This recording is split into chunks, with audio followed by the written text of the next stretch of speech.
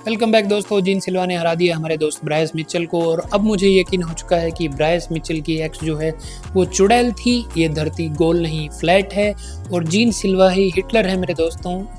मेरा भी brain damage हो चुका है दोस्तों। मेरे दोस्त ब्राइस मिचेल के साथ साथ वो अपनी फाइट हार चुके हैं जीन सिल्वा से। और जीन सिल्वा की बात करूं, एमएमए नर्ड की शान है, वो आन बान शान हो चुके हैं दोस्तों और उनकी काफी ज्यादा हाइप हो चुकी है इस विक्ट्री के बाद मार्केट में क्रिएट। बात करूंगा ब्राइस मिचेल की, उनकी फ्लैट अर्थ वाली थ्योरी राम जाने, सॉरी जीसस जाने, उनकी फ्लैट अर्थ की थ्योरी हम नहीं जानते।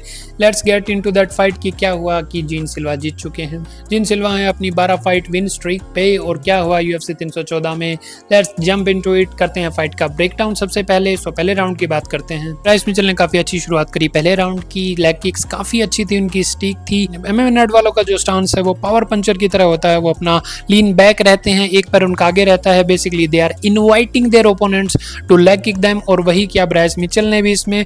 वो पीछे हट के इसलिए खड़ा होते हैं कि वो चाहते हैं कि जब पंच की पावर लगे तो पूरी लगे और अपने ओपोनेंट को नॉकआउट कर पाए। ये सारे के सारे एमएमए नर्ड वाले वैसे ही कर रहे हैं। पहले राउंड में अच्छी किक्स दिखाई ब्राइस मिचेल ने। उसके बाद ब्राइस मिचेल ने टेक डाउन की भी कोशिश की, लेकिन जीन सिल्वा का डिफेंस काफी सॉलिड था दोस्तों। ये एमएमए नर्ड वाले अच्छा खासा पढ़ के आते हैं तो उन्होंने डिफेंस कर लिया कहीं ना कहीं। तो उन्होंने गिलेटिन चोक भी ट्राई किया यहाँ पे ब्राइस मिचेल पे। काफी टाइट चोक था but Bryce Mitchell survived somehow और मेरे को लगता है काफी क्लोज राउंड था। मेरे हिसाब से जीन को मिल जाना चाहिए था ये round because he somehow did good. पता नहीं कौन जीता, मेरे को भी नहीं पता। दूसरा राउंड जैसे स्टार्ट हुआ तो जीन सिल्वा के मन में जो थोड़ा बहुत डर था ब्राइस मिचेल का वो खत्म हो चुका था। टेक डाउन का उन्हें डर अब नहीं था और जीन सिल्वा वही आदमी बन चुके थे जो ब्राइस कह रहे थे कि वो हैं एक गलत आदमी, वो पोजेस्ड हैं या जो भी हैं वो उन्होंने। और ये सब हुआ है तो बात दम घोटने तक तो जाएगी दोस्तों। सेकंड राउंड में वही हुआ। सिल्वा ने काफी स्टाइल में पीटा मेरे दोस्त ब्राइस मिचेल को। एक बार तो उन्होंने रफी की तरफ इशारा भी किया और उनकी तरह से जो ऐसे बॉबी ग्रीन को उन्होंने नॉकआउट किया था किक से, वैसे किक ट्राई भी करी। तो तुम समझ सकते हो कि मेरे दोस्त उस वक्त पूरा डर खत्म हो चुका था। वो पूरे फॉर्म में थे, स्टाइल में मार रहे थे, ये कर रहे हैं वो कर रहे हैं, जो भी वो चाह रहे थे वो हो रहा था उस वक्त। उस फाइट में काफी स्टाइल में उन्होंने ग्राउंड पे भी ले गए, उनको नॉक डाउन भी किया और एंड में मेरे किसान भाई ब्राइस मिचेल को एनाकोंडा चोक से उन्होंने कर दिया पराजित। वो हार चुके हैं फाइट। अमेरिका के किसान है वो दादी गोरी नहीं जाते तो उनको एक एनाकोंडा खा गया। इसकी रेफरेंस मैं कभी बाद में समझाऊंगा तुम्हें। फाइट खत्म हुई सिल्वा के फेवर में। सिल्वा अभी आ चुके हैं फेदर वेट के नंबर 11 पे, काफी स्ट्रॉन्ग है और उन्होंने माइक पे आते ही सीधा कहा कि उन्हें टाइटल फाइट चाहिए वोल्कानोव्स्की से। रुको भाई, थोड़ा सा सब्र करो, अभी बहुत ज्यादा जल्दी है। अभी आप एक रैंक्ड ओपोनेंट, पहला अपने रैंक ओपोनेंट हराया, आप कह रहे हो कि आपको टाइटल फाइट चाहिए।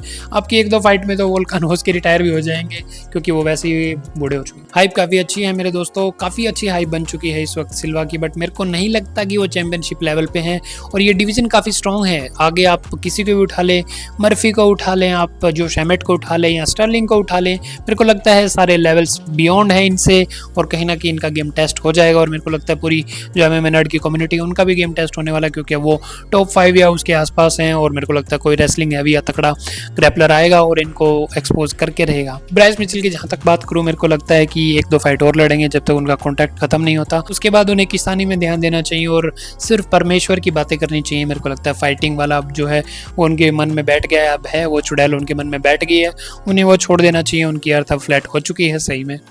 दूसरी तरफ पिटबुल भी आए हैं मेरे दोस्त बेलाटोर से। उनकी फाइट थी यायर रोड्रिगज के साथ और उन्होंने कोई इच्छा ही नहीं दिखाई। अपना जो प्राइम है वो बेलाटोर में पहले ही खत्म कर चुके हैं। इस फाइट में उनकी कोई इच्छा नहीं थी और कहीं ना कहीं यायर रोड्रिगज ने दिखा दिया कि there are levels to it. Fight काफी लैकलस्टर थी पिटबुल की, मेरे को कोई इच्छा दिखी नहीं पूरी फाइट में। थर्ड राउंड काफी अच्छा था जो यायर ने खेला मेरे हिसाब से, बाकी पूरी फाइट थोड़ी ढीली थी। और बेलाटोर से तो वैसे माइकल चैंडलर भी आए थे लेकिन उनका डेब्यू काफी सुपर्ब। मेरे को लगता है इनका कोई डेब्यू हुआ नहीं। मेरे को लगता है जीन सिल्वा को दे दो यार, जीन सिल्वा की करवा दो पैट्रिसियो पिटबुल से फाइट। मेरे को लगता है कि पिटबुल अगर जागे तो ठीक है, अदरवाइज वो भी 38 साल के हो चुके हैं, अब उनका भी जरूरत सी है नहीं कोई फाइट जीतने की, तो फाइट होती है यहीं पे खत्म। यार रोड्रिगज की बात करें तो वो भी टाइटल छोड़ के कहीं ना कहीं आसपास है, बट मेरे को लगता है दोबारा फाइट होनी नहीं चाहिए। अभी उनकी वॉक से है कि उनके मैक्सिकन दोस्त से उनको लड़ा दो, लोपेज से उनकी फाइट करवा दो, कुछ ना कुछ किसी भी मैक्सिकन कार्ड पे लोपेज के साथ उनकी फाइट करा दो, बात खत्म। मेरे को लगता है टाइटल शॉट अभी डिजर्व नहीं करते। ये था इन दो फाइट्स पे मेरा टेक। आपका कुछ अलग हो तो please let me know in comments. Till then chill then, tata bye bye, शबा खैर। मैं क्या कर रहा हूँ, बाय गाइस।